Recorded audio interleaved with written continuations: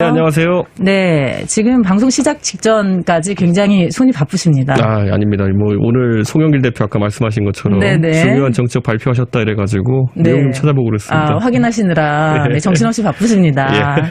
일단 나오셔서 너무 반갑습니다. 감사하고 목소리로만 저희가 한번 뵀었잖아요. 저도 전화 연결로 이렇게 말씀 나누다가 이렇게 직접 뵈니까 반갑습니다. 네, 이 얼굴을 다 볼 수 없어서 예. 이 진정성이 이게 확 오지는 않는데 그러니까요. 전 정말 반갑습니다. 예, 네네. 감사합니다.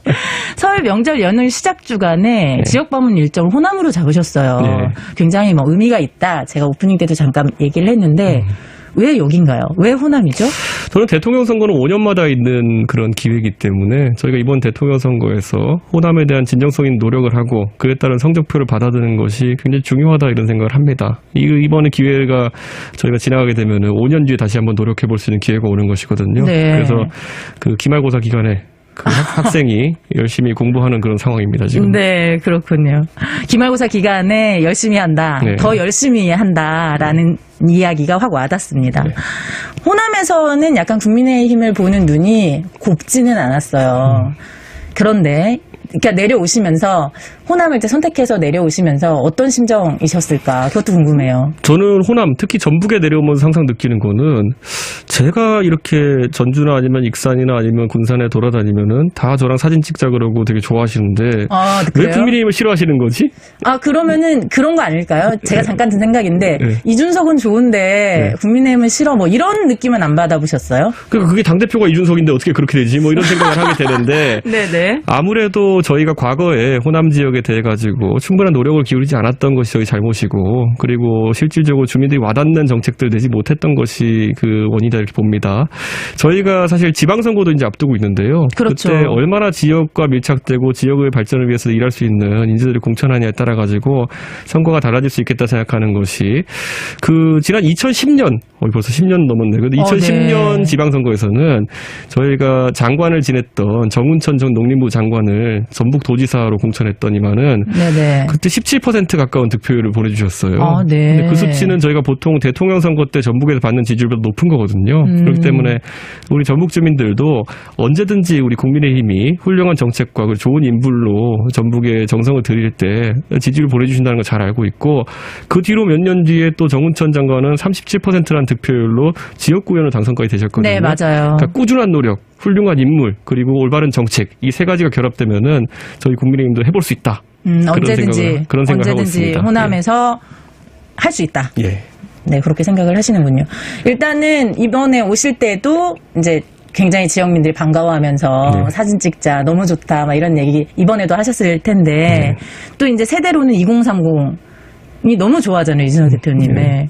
그래서 지역으로는 호남이 정치혁명의 근원지가 될 수 있다. 그렇게 노력을 하겠다라고도 밝히셨는데 또 무엇을 상상하든 그 이상을 보여주겠다고도 말씀을 하셨어요. 네. 그 어떤 걸까요? 무엇을 상상하든 그 이상의 것이.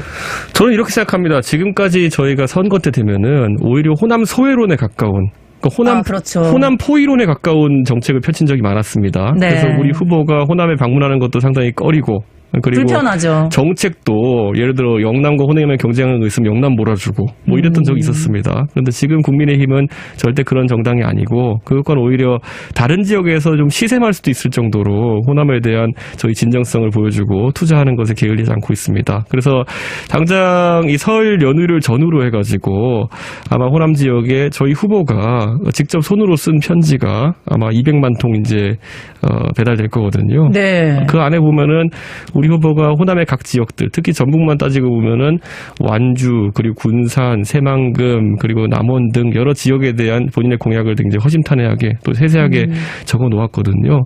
아마 이런 부분이 좀 유권자들의 판단에 도움이 될 수 있으면 좋겠고, 원래 그게 선거 때마다 전체 인구의 10%한테 저희가 편지를 보낼 수 있습니다. 아, 네. 그런데 이번에는 그 가구 단위로 보낼 수 있는데 전체 대한민국 인구의 10% 정도 하면은 호남 전체 가구 수 정도가 나옵니다. 호남에 다 보냈다, 대부분을 다 보냈다 이렇게 봐도 되는 호남에 거예요? 진짜 속된 표현으로 몰빵했다 이렇게 표현할 수 있을 것 같습니다. 네, 몰빵하셨군요. 네. 정운천 의원님하고도 전에 이제 인터뷰를 하면서도 네.